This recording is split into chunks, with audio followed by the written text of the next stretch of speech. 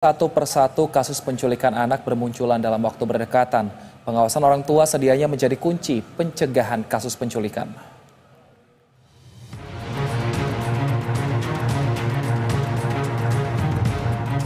Kurang dari 1 bulan, sejumlah kasus penculikan anak kini menghantui masyarakat. Salah satunya adalah kasus penculikan anak di Bandung, Jawa Barat. Pelaku nekat mengajak orang tua korban untuk berkeliling sekitar supermarket dan beraksi melakukan penculikan saat orang tua korban lengah. Pelaku berhasil ditangkap kurang dari 24 jam berkat rekaman CCTV. Berdasarkan pemeriksaan polisi, pelaku nekat menculik balita lantaran ingin memiliki anak lagi. Kasus penculikan sebelumnya menimpa seorang siswa sekolah dasar.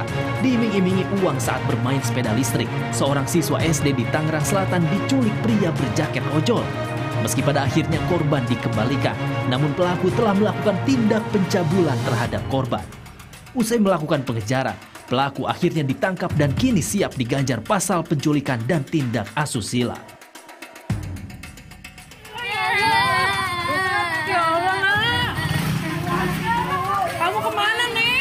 Masih di Tangerang Selatan, anak perempuan ini menangis histeris setelah menjadi korban penculikan orang tak dikenal. Bahkan saat tengah digendong warga untuk dibawa pulang ke rumahnya, tangis bocah perempuan ini tak juga mereda. Setelah ditanya dan diminta menceritakan, korban menuturkan bahwa ia diajak jalan-jalan orang tak dikenal dengan mengendarai sepeda motor hingga ke kawasan Parung, Kabupaten Bogor, Jawa Barat. Pelaku berdalih akan mengantar korban ke orang tuanya yang mengalami kecelakaan dan masuk rumah sakit. Tapi nyatanya, ia justru dibawa kabur jauh dari rumahnya. Hingga saat ini, pelaku masih dalam pengejaran polisi. Berdasarkan data Komisi Perlindungan Anak Indonesia, kasus penculikan anak sejak tahun 2018 memiliki rata-rata 24 kasus. Faktor pengawasan orang tua dan peran serta lingkungan sedianya memegang peran penting dalam meminimalisir serta mencegah terjadinya kasus penculikan anak.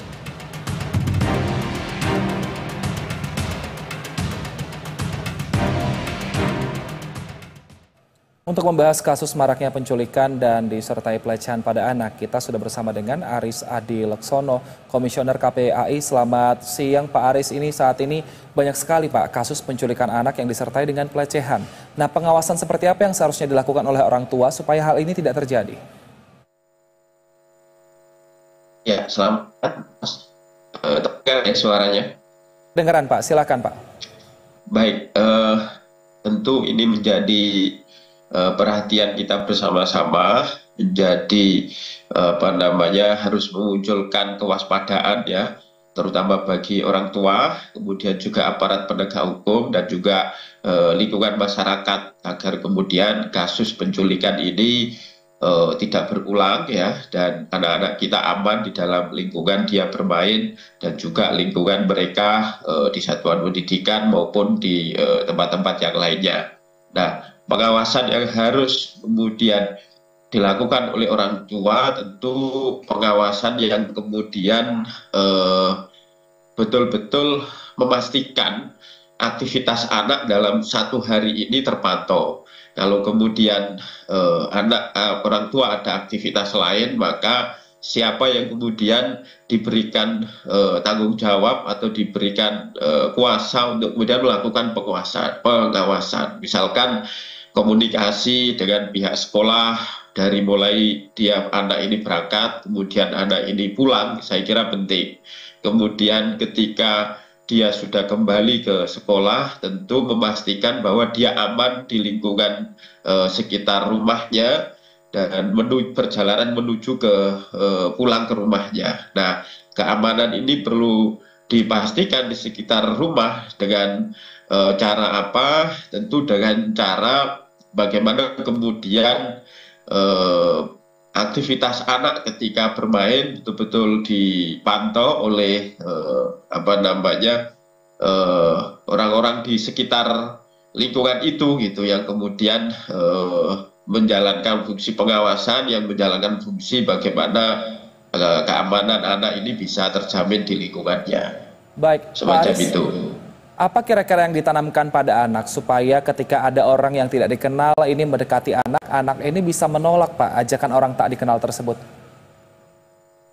Iya, Nah, di sini adalah yang paling penting adalah bagaimana kemudian komunikasi ya antara orang tua dan anak ini harus betul-betul lancar, terbuka itu, sehingga kemungkinan-kemungkinan apa yang kemudian dialami oleh anak, situasi anak itu bisa dibaca oleh orang tua. Nah, terkait kalau itu sudah komunikasi ini lancar antara orang tua dan anak, maka tadi edukasi menyangkut siapa yang tidak dikenal oleh anak tentu patut untuk kemudian anak menjaga jarak, tidak begitu saja percaya.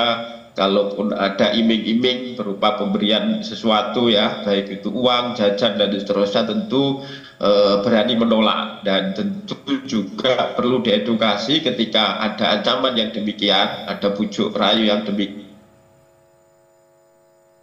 kemudian mendekat ya kepada orang-orang dewasa di sekitarnya, yang kemudian anak itu merasa aman ketika mendekat kepada orang lain dan tentu bergabung dengan khalayak ramai, sehingga pelaku juga akan berpikir ulang untuk kemudian melanjutkan modusnya untuk merayu anak ini tentunya.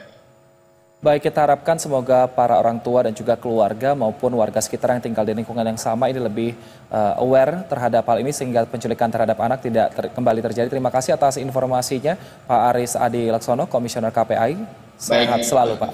Terima kasih.